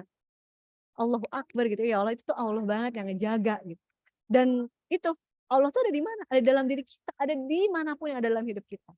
Jadi kalau bicara lingkungan, sadari dulu bahwa lingkungan pertama adalah diri kita sebagai seorang manusia. Kemudian lingkungan mana lagi? Nah ini akhirnya kan lebih luas. Ada lingkungan satu, lingkungan kalau kata Undang-Undang nomor 32 tahunnya aku agak lupa, kalau nggak salah 2009 gitu ya kalau nggak salah, tapi tolong tidak tahu. Itu kan undang-undang tentang lingkungan hidup gitu ya. Ada tuh dijelasin, lingkungan hidup adalah itu mencakup yang termasuk di dalamnya adalah biotik dan juga abiotik. Itu gitu kan. Definisi kedua bisa kita pakai. Definisi berikutnya adalah yang juga dipelajari sebagai hubungan antar manusia, yaitu apa? Lingkungan sosial. Ada lingkungan aku dengan Ajeng. Lingkungan sosialnya juga luas. Dalam satu teori Erikson di sistem ekologinya, jadi ada namanya Erikson, salah satu psikologi, itu tuh menyatakan ada satu buah teori yang menjelaskan hubungan manusia. Waduh, ini suara aku masih masuk nggak ya? Masih masuk ya? Masih aman. Jelas ya, masih aman ya. Okay. Ini ada tawa masuk. Enggak kok, teh noise-nya tidak terdengar. Ajeng, aku pastiin dulu. Waktuku berapa menit lagi? Oh iya benar, mungkin sampai 17.15 atau 17.20 kali ya teh. Nanti kita 17.15 buat ini. Tanya jawab ya. Iya. Oke. Aku sampai lupa kok. Nggak tahu ya, mungkin teman-teman udah ada yang tidur, udah ada yang kemana, tapi aku sampai nggak sadar. Aku juga saking terlalu dalamnya ya teh, aku berpikirnya sampai ini udah aku juga jadi lupa waktunya. Mohon maaf ya teman-teman, tapi ya nggak apa-apa. Oke, tadi ya lingkungan sosial itu udah ada 4 lingkungan yang terdefinisikan. Nah Ada satu lingkungan yang seringkali luput di manusia modern hari ini. Kira-kira lingkungan apa? Ada yang bisa ngasih tahu nggak? Ada nih satu lingkungan, jadi aku udah nyebutin ya. Apa namanya? Ada lingkungan badan kita, lingkungan biotik dan abiotik, kemudian juga ada lingkungan sosial. Ada satu lingkungan lagi. Nah, ini disampaikan oleh Syed Hussein Nasr, yang disampaikan oleh Ustadz Fahrudin Faiz dalam salah satu sesi di ngaji filsafatnya beliau di Masjid Jenderal Sudirman. Itu disampaikan, ada satu lingkungan yang sering dilupakan oleh manusia modern hari ini, yaitu lingkungan metafisik. Lingkungan metafisik ini yaitu adalah lingkungan yang enggak kelihatan. Nah, kalau bahasa di Islamnya mah itu lingkungan gaib. Lingkungan gaib gitu ya. Lingkungan gaib ini suka tidak suka, mau tidak mau, itu menjadi satu part dari iman yang harus kita yakini. Gitu ya. Bahwa memang ada alam gaib yang memang harus kita yakini. Itu juga dijelaskan kok di Quran surat Al-Baqarah. Jadi ketika di Al-Baqarah itu kan udah alif lam mim dzalikal kitabul raiba fi hudal lil muttaqin alladzina yu'minuna, di pertama tuh ya, alladzina yu'minuna bil ghaib. Pertama tuh disebutnya tuh bil ghaib dulu gitu. Yaitu lingkungan gaib. Lingkungan gaib ini termasuk adalah bagaimana kita meletakkan Allah di setiap permasalahan yang kita hadapi. Jadi guruku dosenku juga di psikologi itu juga pernah bilang kayak gini. Ada manusia itu ada dua kesadaran. Kesadaran ini yang seringkali orang tuh lupa sadari adalah kesadaran spiritual. Ketika misalnya kalau misalnya aku nanya gitu ya, misalnya aku sekarang, lu sekarang lagi apa sih? Misalnya kan kayak gitu. Oh, aku sekarang lagi duduk. Yes, betul. Tangibleku, wujud fisikku, aku sedang duduk di atas kursi. Tapi kalau misalnya kita jawab dengan sisi yang lebih metafisik, sisi yang lebih spiritual, kita akan menjawab dengan jawaban yang mungkin akan berbeda dengan satu buah perenungan. Kesadaran spiritual itu nggak bisa diraih hanya dengan mata doang. Karena namanya juga kesadaran spiritual, berarti harus menjemput jiwa terdalam dari seorang manusia, yaitu ruhnya. Kita hanya bisa menyadari kesadaran spiritual kalau kita menyentuh sisi ruhnya kita. Jadi kalau misalnya kita bilang, aku sedang apa? Yes, aku tuh nggak cuma sedang duduk. Aku tuh sedang menikmati gitu ya, betapa Allah mengizinkan dengan kuasanya aku masih duduk hari ini dengan kekuatan fisik yang bisa membuat badan aku, membuat diriku duduk hari ini. Jadi maksudnya kesadaran spiritual itu apa sih? Kesadaran yang hanya dengan jeda itu kita bisa melihat sesuatu itu dengan lebih sadar bahwa ya ada yang sedang Allah sampaikan kepadaku. Jadi yang ingin aku bilang ke teman-teman, jadi apa nih hubungannya? Ini aku wrap up dikit, udah pas 17-15. Balancing life, kemudian juga manusia dan lingkungan adalah yang pertama. Satu teman-teman, kita sadari dulu siapa diri kita, ada di mana diri kita, posisi kita ada di mana sekarang. Lalu kita lihat apa yang ada dalam diri kita, di luar diri kita, ataupun yang ada di dalam diri kita. Dengan itu kita akan tahu apa sih yang sebenarnya masih belum seimbang. Entah itu yang ada dalam diri kita, atau yang berhubungan dengan orang lain, atau bahkan yang berhubungan dengan Allahnya itu sendiri. Jangan-jangan selama ini kita hanya bertanya, hanya menyeimbangkan antara pekerjaan dengan rumah tangga, antara pekerjaan dengan keluarga, tapi kita juga lupa bahwa waktu kita pun tidak banyak kita berikan untuk Allah yang menciptakan kita. Itu pasti akan jadi perenungan gak cuma buat teman-teman aja, itu juga perenungan buat aku. Seringkali juga aku jadinya nangis sendiri juga, ya Allah mohon maaf, ampuni banget. Rasanya memang aku belum banyak menghabiskan waktuku untuk dirimu sendiri. Jadi kalau pengen, bahkan kalau mau coba, teman-teman coba bikin satu jurnal kegiatan. Kalau aku tuh bikin jurnal kegiatan pakai Google Calendar. Jadi setiap hari itu akhirnya aku arrange lagi. Kan kalau H-1-nya aku bikin rencana untuk besok. Biasanya aku weekly sih. Hari Minggu, hari Ahad aku bikin rencana sepekan aku mau ngapain aja. Di satu hari aku tuh bikin lagi, oh ternyata aku tadi tuh jam 1 sampai sekian tuh bukan ini. Sampai aku tuh juga tulis aku tuh masak gitu. Misalnya itu aku masukin di Google Calendar tapi di malam harinya. Itu akan nge-track berapa lama waktu yang kita gunakan untuk diri kita sendiri, berapa lama waktu yang kita gunakan untuk teman kita, berapa lama waktu yang kita gunakan bersama keluarga kita, dan berapa lama waktu yang kita gunakan untuk Allah itu pula. Lantas tadi teman-teman akan menyadari, pantas kenapa Rasulullah itu menyandarkan kehidupannya dalam istirahat itu ketika sholat. Jelas karena di luar sholat, karena waktu ketika Rasulullah dengan dirinya sendiri dan dengan Allah itu ya hanya ketika sholat. Di luar itu kan hanya untuk perjuangan umat untuk membela agamanya Allah. Jadi pasti ntar dapat juga kok hikmah-hikmahnya. Itu teman-teman. Nah dari pemantik ini nanti mungkin slide-nya akan aku kirimkan ke Ajeng. Aku akan senang banget kita bisa berdiskusi di luar forum ini karena tentu ini akan panjang banget. Tapi yang ingin aku sampaikan sekilas aja di slide ini, sebenarnya aku menyiapkan beberapa hal, beberapa framework. Yang pertama adalah frameworknya beating for billions of time. Oh ini lagi sih. Sebentar. Oke. Ada beberapa framework yang terkait dengan koherensi gitu ya. Jadi beberapa yang aku nanti akan titipkan ke Ajeng gitu ya, mungkin untuk juga dibagikan ke teman-teman entah itu lewat email atau lewat apapun, adalah beberapa diagram-diagram dan framework-framework yang ini nggak akan cukup untuk dijelaskan, tapi silakan karena kita udah sama-sama besar, silakan teman-teman gunakan ini untuk framework berpikirnya sehingga bisa menemukan keseimbangan versi teman-teman. Pertama ini diagram koherensi, kemudian juga ini ada satu framework yang dicetuskan oleh almarhum Ustaz Hari Santosa berkaitan dengan 8 spektrum fitrah dalam kehidupan kita yang harus kita seimbangkan. Silakan teman-teman juga bisa dicari. Ini aku dapatkan dalam salah satu sesi workshop beberapa bulan sebelum beliau meninggal. Jadi aku merasa sangat bersyukur. Allahumma gfirlahu warhamhu wa'afihi wa'fu anhu. Semoga ini juga menjadi amal jariah untuk beliau. Kemudian juga dari framework yang tadi, ini adalah satu struktur Islamic worldview, bagaimana teman-teman bisa menemukan our life, our live and our life, our family and our nature dalam satu rangkap satu diagram. Silakan teman-teman juga, sebenarnya secara diagram teman-teman bisa memaknai sendiri, tapi ini perlu diskusi lebih lanjut. Ada bukunya juga, teman-teman silakan cari Fitrah Based Education, or teman-teman bisa menemukan pertama kali di Fitrah Based Life-nya dulu. Ada buku itu, silakan teman-teman cari, itu bisa teman-teman bisa gali lebih banyak di situ. Kemudian nanti teman-teman akan menemukan bagaimana sih dari fitrah, 8 fitrah manusia itu kemudian menjadi good life, sehingga teman-teman bisa menemukan the mission of life. Ini juga bagian dari bagaimana kita menyeimbangkan hidup kita. Ini yang tadi aku bilang, ada satu framework berkaitan dengan manusia. Manis banget Islam itu menjelaskan tentang model manusia.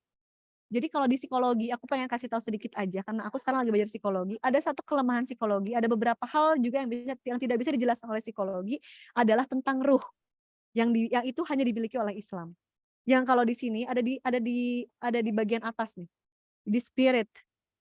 Kadang di heart pun juga psikologi nggak bisa banyak menjelaskan, karena asumsi dasarnya psikologi itu ada di body and mind, ada di otak dan ada di tubuh.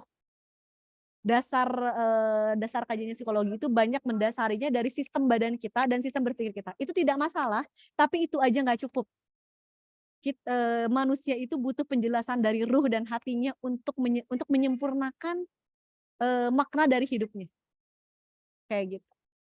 Itu aja. Nah ini satu pernyataan yang aku kirimkan. Teman-teman kalau mau ada pertanyaan boleh langsung di drop aja ya. Ini aku bacain dikit aja. Siapapun yang sadar akan situasi dunia modern pasti tahu bahwa masalah paling mendesak setidaknya di level material yang dihadapi dunia itu adalah krisis lingkungan, yaitu hancurnya keseimbangan antara manusia dan lingkungan alamnya. Ini aja baru satu lingkungan doang lagi yang dijelaskan di sini. Islam dan ilmu-ilmunya membawa pesan yang sangat penting dan tepat yang dapat membantu memecahkan sejauh mungkin tantangan besar dunia ini secara keseluruhan. Namun sayangnya pesan ini tuh hanya mendapat sedikit perhatian dari muslim modern itu sendiri sampai saat ini. Gitu aja. Itu sih teman-teman semua. Harapannya kita bisa banyak berdiskusi. Boleh nanti silakan kita saling bertemu di Instagram, di WhatsApp atau dimanapun. Itu aja. Oke, ya Allah, Masya Allah teh. Dalam waktu yang singkat ini ya. Kayaknya harus ngopi ya teh ya biar lama gitu waktunya. Bukber nggak sih? Ya bukber gitu.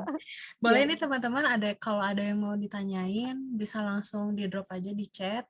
Walaupun ini sebenarnya udah ada yang nanya sih teh, mau langsung dijawab atau aku rangkum dulu nih semuanya tadi. Ini yang Teh Ratna ya, ini aku udah Iya, lihat. benar. Oke, sekarang kita coba diskusikan aja ya. Dari Teh Ratna katanya dengan adanya perkembangan AI itu berdampak baik atau malah jadi ancaman Teh untuk lingkungan. Jadinya pertanyaannya jadi aku balik lagi. Lingkungan apa dulu nih yang mau dipermasalahkan? Jadi kan kayak gitu ya. Tapi kita bedah dulu dikit-dikit aja. Kalau kita ngomongin tentang AI, artificial intelligence gitu ya, sebenarnya kan tadi kalau kita balik lagi ke pernyataan permasalahan yang tadi, permasalahan tentang manusia modern gitu ya.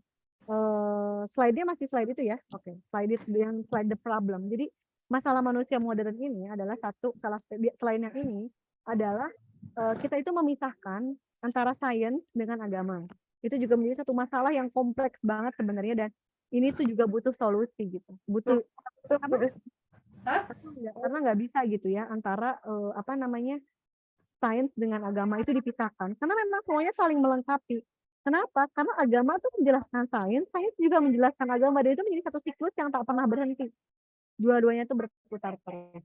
Nah, kalau kita bicara soal AI, yang jelas kondisi kita hari ini, manusia modern kita hari ini, kebanyakan itu adalah manusia yang melihat kehidupan ini sebagai suatu hal yang materialistik. Materialistik adalah sesuatu yang harus ada wujudnya. Nah, dengan konteks kehadiran AI hari ini, jelas kita aja kan sebenarnya menjadi pengguna gitu ya. Kalau kita bisa bilang banyak banget AI itu memberikan manfaat untuk kehidupan di dunia kita hari ini. Bagaimana AI menolong menyelesaikan permasalahan-permasalahan medis, bagaimana AI pun juga membantu kita. Kalau kita ngomongin AI kan sebenarnya penggunaan Google aja kan itu sebenarnya udah dengan AI gitu ya. Bagaimana sekarang kita pun juga menggunakan itu gitu. Nah, pertanyaannya adalah apakah itu tidak merusak lingkungan? Jadi ini juga sebenarnya pertanyaan yang juga menarik. Ketika misalnya ada orang, mending pakai mending mana yang lebih baik, menggunakan file online atau nulis di buku? Kan kalau nulis di buku pakai kertas menebang hutan gitu. Terus kalau kita putar lagi, ada lagi orang yang berargumen, kan kalau pakai elektronik itu kan belum nanti materialnya, ininya aja tidak biodegradable, belum nanti listriknya pakai batu bara merusak lingkungan, gitu. Kan jadinya kayak gitu ya. Itu sebenarnya tuh problematika yang akan terus kita hadapi, dan krisis berpikir, krisis itu akan terus pertanyaan itu akan terus hinggap di kepala kita. Mana sih yang lebih baik, ini atau itu, pakai ini atau itu. Sekarang aku mau aku jawab dengan satu contoh di kehidupan di lingkungan, di persampahan ya, karena aku kan lagi concern di situ. Dulu ketika orang itu menciptakan plastik itu sebagai satu buah inovasi agar apa? Agar orang berhenti menggunakan daun-daunan, berhenti menggunakan kemasan-kemasan alam sehingga nantinya punah. Nah, akhirnya orang berinovasi, melakukan riset, hadirlah plastik dengan segala kemungkinannya. Oh, ternyata plastik itu bisa digunakan berkali-kali, tidak seperti daun yang hanya sekali pakai, ya kan? Kita kan kalau makan pakai wadah daun itu cuma sekali pakai. Ada nggak orang yang nyuci terus pakai lagi si daunnya? Jarang banget. Ya nggak sih? Jarang banget. Lembab ya jadi nanti. Iya, lembab gitu, jarang banget gitu. Nah, tapi kan kebayang juga kalau semua orang terus pakai daun pisang gitu misalnya, dengan konteks yang banyak gitu ya, dan konteksnya sesuatu, akhirnya kan punah juga. Sekarang kita lihat, tahu nggak masalah kita tuh sekarang apa? Kita tuh sekarang sedang menghadapi permasalahan plastik yang mencemari lingkungan. Loh, gimana? Sekarang tuh campaign orang-orang kan lagi kayak gitu. Pakai yang degradable dong, pakai daun lagi dong. Itu kalau misalnya pakai kemasan jangan pakai kertas nasi, pakai daun dong, kan kayak gitu. Terus aja berputar. Terus gimana dong? Nah, kuncinya nih ada di satu. Aku lupa di Quran surat apa ya? Quran surat pokoknya tuh ayatnya innal mubadzirina kana ikhwana syayatin.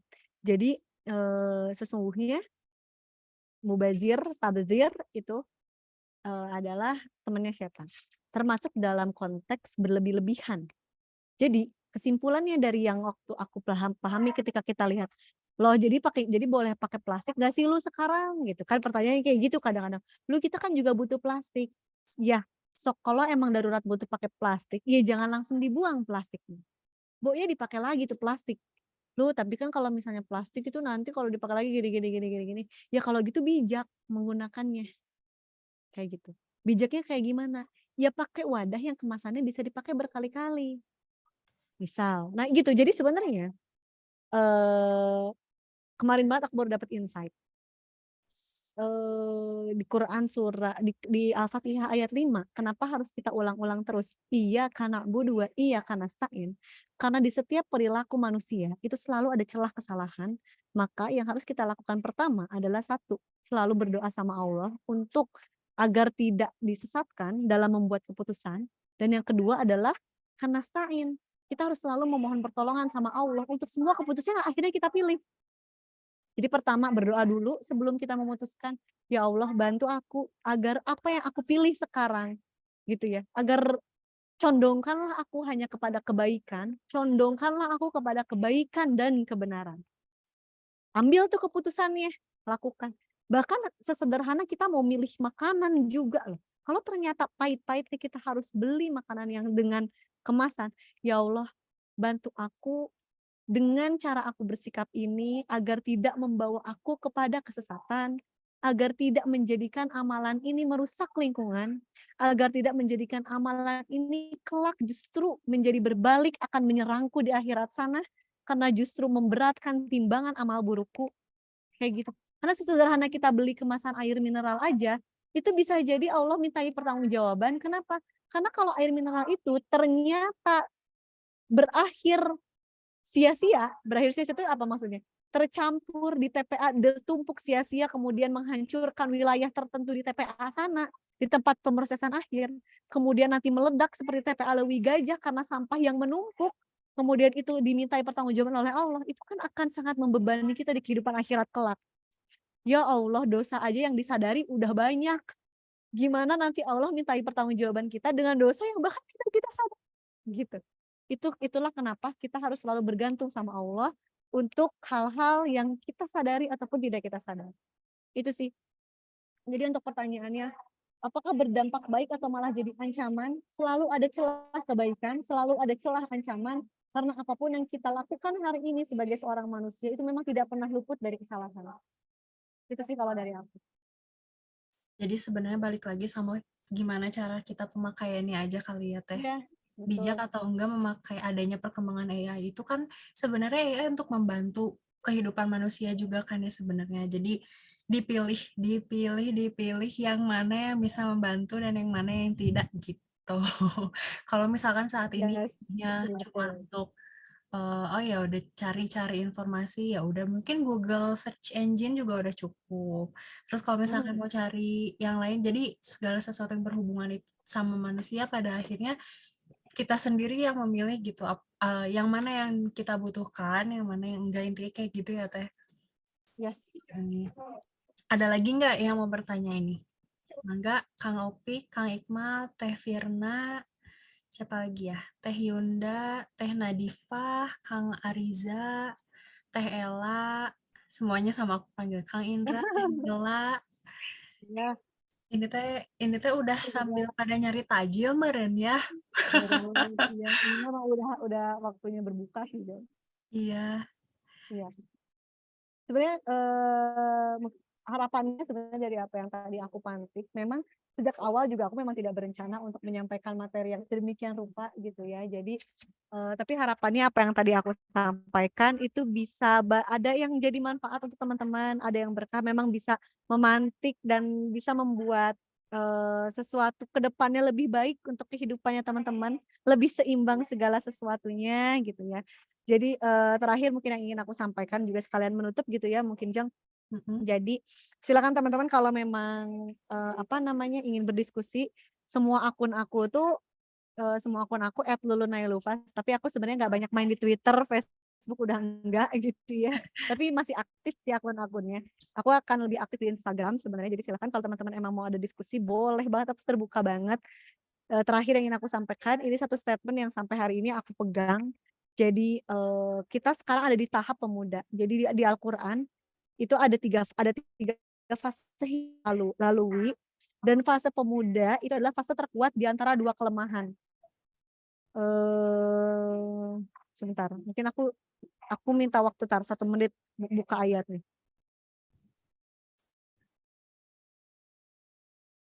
Sebentar. Nah, ini. Di Quran surat Ar-Rum ayat 54. Di Quran surat Ar-Rum ayat 54 itu Allah bilang, Allahul ladzi khalaqakum min dha'fin tsumma ja'ala min ba'di dha'fin quwwah. Jadi Allah di situ bilang, Allah dialah yang menciptakan kamu dari keadaan lemah, kemudian dia menjadikan kamu sesudah keadaan lemah itu menjadi kuat.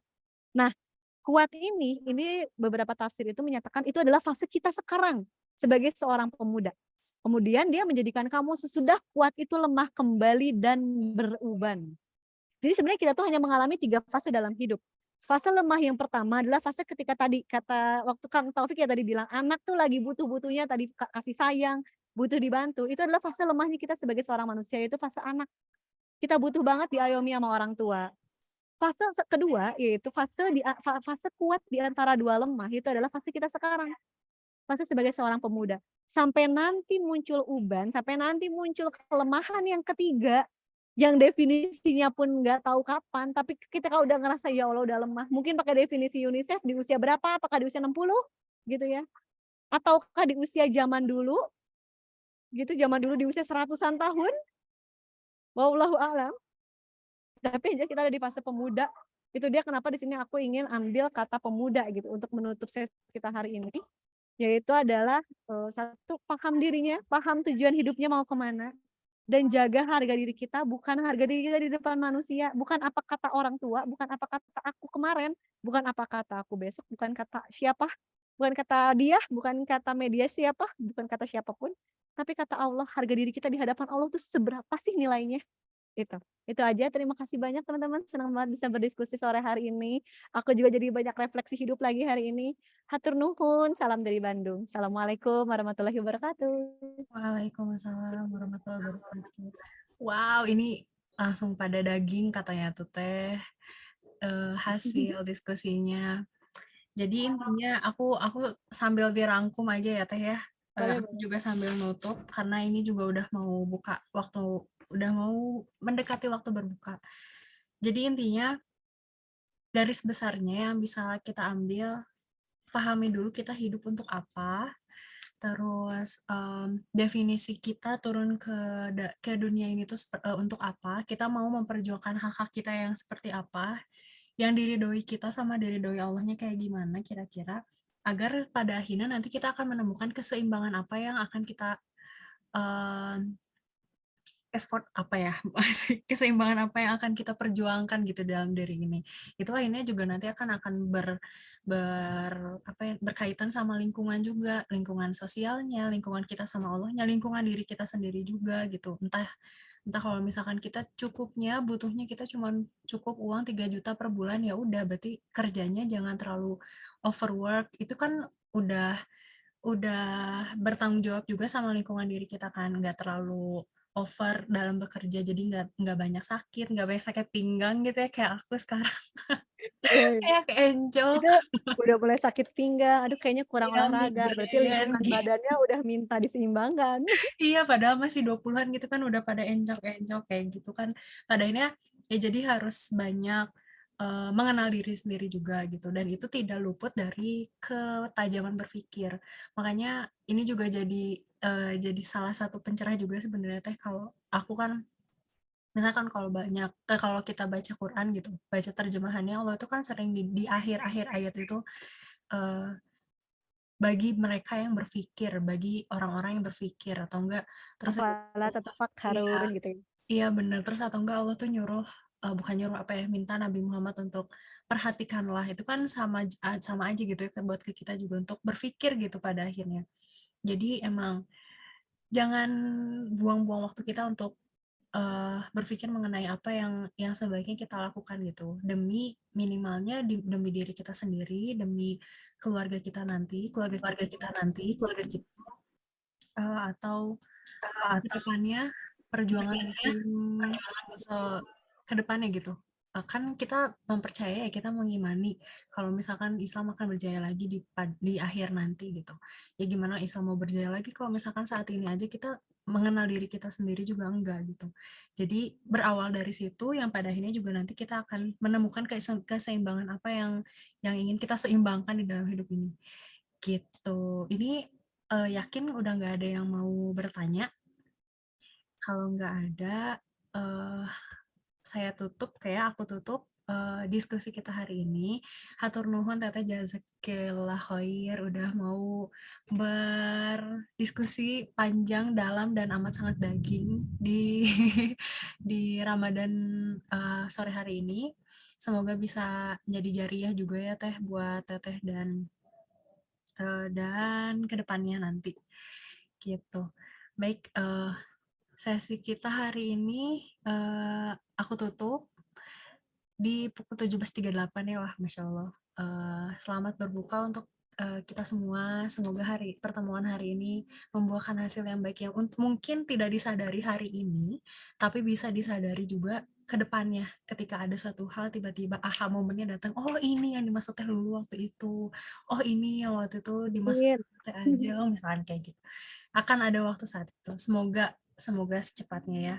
Baik, aku tutup ya Teh, aku tutup ya teman-teman. Assalamualaikum warahmatullahi wabarakatuh. Waalaikumsalam warahmatullahi wabarakatuh. Terima kasih ya Teh dulu, makasih teman-teman yang lain. Aku Olivia aja. Ya Teh, makasih ya Teh.